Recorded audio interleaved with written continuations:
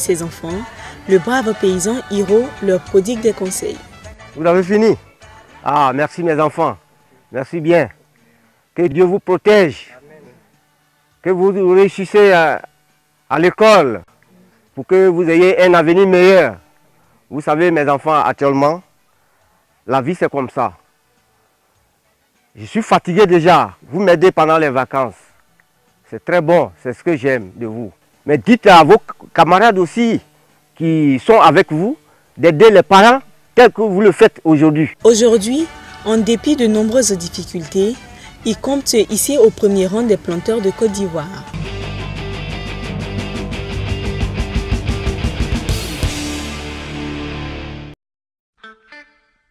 Par sa résolution numéro 666/222 du 22 décembre 2011, la 71e session de l'Assemblée générale de l'ONU a proclamé 2014 l'année internationale de l'agriculture familiale AIAF.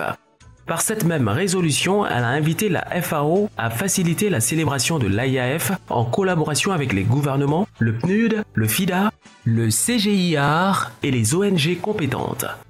À cet effet, en Côte d'Ivoire, un comité de pilotage composé de 11 organisations représentant tous les acteurs de la chaîne de valeur agricole du pays a été créé pour fédérer toutes les intelligences en vue du succès de cet événement. Dans la perspective de cette célébration à venir, ce comité dénommé Plateforme d'action nationale pour l'agriculture familiale en Côte d'Ivoire, en abrégé PANAFSI, a convié un petit déjeuner à la salle de conférence de l'INADES Formation, la presse nationale et internationale. Cette rencontre, rehaussée par la présence du président de la Chambre d'agriculture, M. Bamba Sendou, a été ponctuée par l'allocution du président du comité de pilotage de la PANAFSI, M.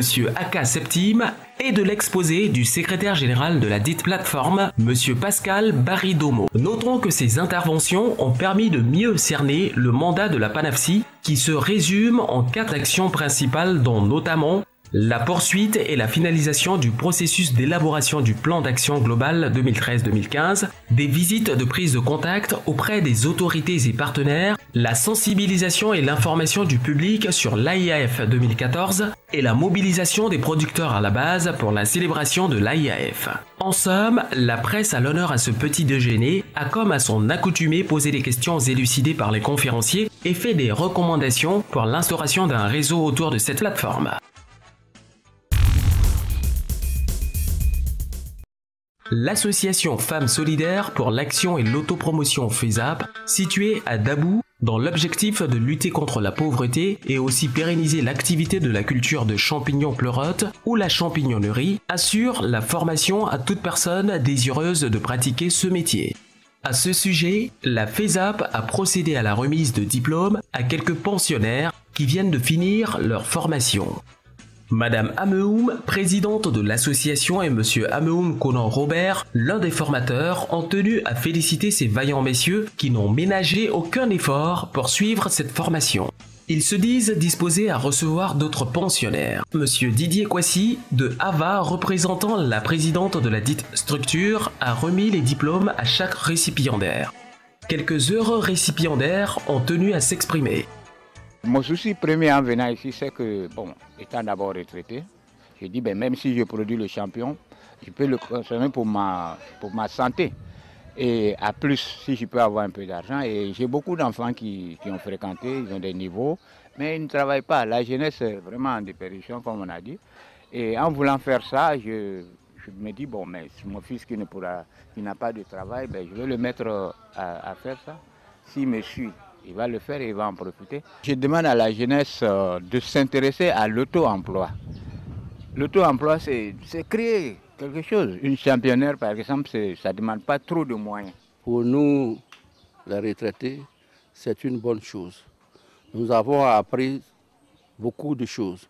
Nous avons appris les techniques de la culture du champion que nous pensons vulgariser en rentrant chez nous, en rentrant dans nos villes respectives, pour que la Côte d'Ivoire puisse se développer. Il n'y a pas que le cacao, le café. Il y a aussi cette culture. Il faut la vulgariser et nous sommes prêts à la vulgariser en Côte d'Ivoire. Notons que le champignon pleurote peut aussi se manger en plusieurs plats, à savoir la salade aux champignons, l'omelette aux champignons, la citrouille aux champignons et le kedjenou de champignons qui se mange avec du riz ou de la tiéké. Un somptueux déjeuner a été offert par la FESAP pour clore cette journée.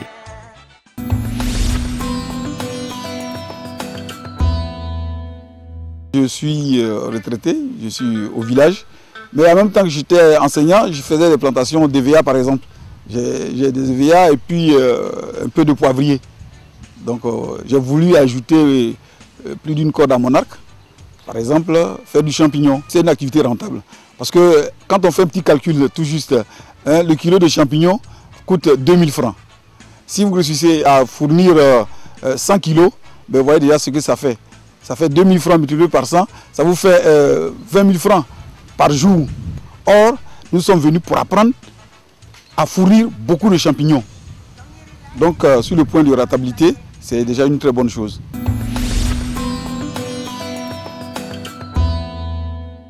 Le temps qui nous est imparti tire à sa fin. J'ai été très heureuse de vous présenter cette émission dans l'espoir que le cri de cœur de ces braves dames a été entendu. Je vous donne rendez-vous dans 15 jours. Pour tous ceux qui souhaiteraient revoir nos émissions, vous pouvez vous connecter à l'adresse de Ava qui s'affiche au bas de votre petit écran et aussi lancer un appel à l'endroit de toutes les structures qui interviennent dans le domaine agricole à accompagner et à soutenir cette émission qui fait la promotion de l'agriculture dans toute sa diversité afin qu'elle puisse être davantage efficace pour soutenir et encourager tous nos braves paysans et toutes nos braves paysannes de Côte d'Ivoire et même d'Afrique. Et aussi lancer un appel pour que ce cri de cœur de ces braves femmes, de nos mamans qui nous nourrissent au quotidien puisse être entendu par les bonnes volontés, par l'État de Côte d'Ivoire. Vive l'agriculture, à très vite.